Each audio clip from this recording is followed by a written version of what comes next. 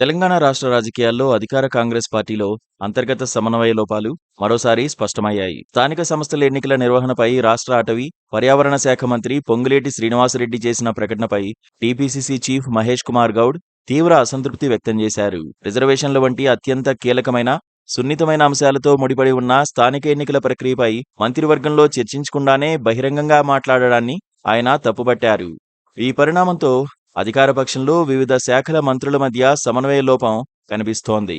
తెలంగాణలో గ్రామ పంచాయతీలు, మండల పరిషత్తులు, జిల్లా పరిషత్తులు, మున్సిపల్ సంస్థల పాలక వర్గాల గడువు గతంలోనే ముగిసింది. అయితే బీసీ రిజర్వేషన్ల శాతాన్ని పెంపొందించేందుకు ప్రభుత్వం సమగ్ర కులగణనను చేపట్టాలనే నిర్ణయం తీసుకోవడంతో ఎన్నికల ప్రక్రియ ఆలస్యమైంది.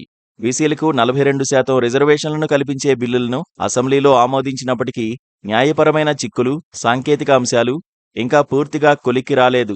ఈ నేపథ్యంలో స్థానిక సంస్థల ఎన్నికలకు సంబంధించిన ఏ ప్రకటనైనా అత్యంత సున్నితంగా, పగడ్బందీ ప్రణాళికతో చేయాల్సిన అవసరం ఉంది.